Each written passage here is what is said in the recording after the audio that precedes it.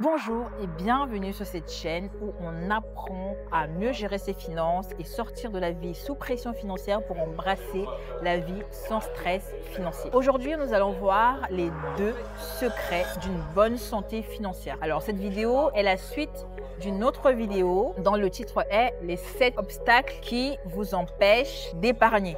Donc, si vous n'avez pas encore vu cette vidéo, vous avez le lien dans la bio.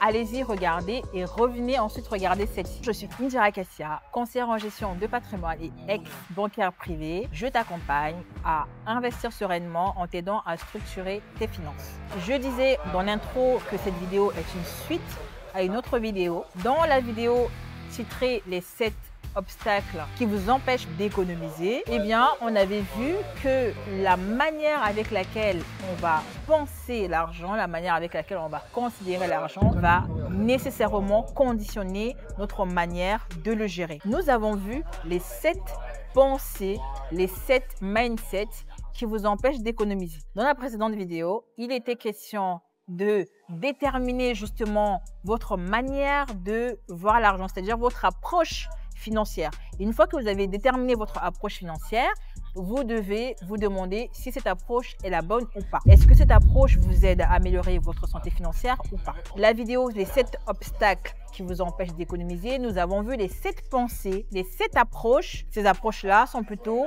négatives sur la manière de gérer votre argent. Donc, une fois que vous avez identifié votre approche et vous savez qu'elle n'est pas la bonne, à ce moment-là, il faudra la changer.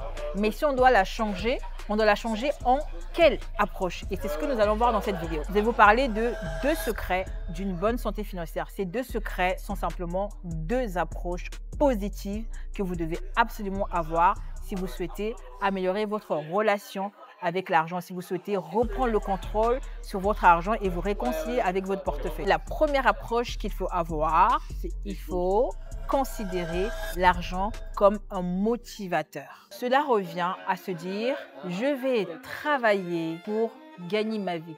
Cela veut dire que l'argent est un élément qui me motive à améliorer mon travail, à étudier pour avoir des diplômes. L'argent, c'est quelque chose qui me motive à exploiter mon plein potentiel, à améliorer ma carrière, à aller chercher la meilleure vie possible, à aller faire tout mon possible pour réaliser mes rêves. Donc l'argent doit être ce qui nous pousse vers nos ambitions, ce qui nous encourage à aller réaliser nos rêves, ce qui nous encourage à aller exploiter nos potentiels. Lorsqu'on a cette approche-là de l'argent, eh bien, c'est une approche plutôt positive. Ça va nous motiver à faire ce qu'il faut pour économiser, pour gagner de l'argent, pour gagner plus. Donc, considérer l'argent comme un élément motivateur n'est pas forcément mauvais.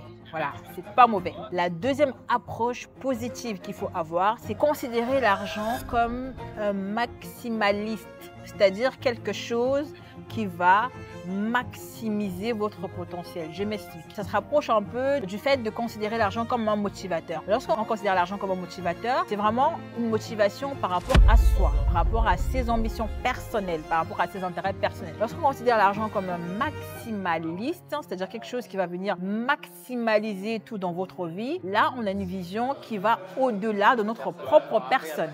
Donc, l'argent va nous permettre, par exemple, de financer des œuvres caritatives, de faire des dons, d'aider notre famille, de faire du bien dans le monde, de réduire la faim dans le monde, par exemple. Et donc, si on a cette approche-là de l'argent, l'argent va devenir simplement un instrument positif entre vos mains pour réaliser vos rêves et pour aider les autres.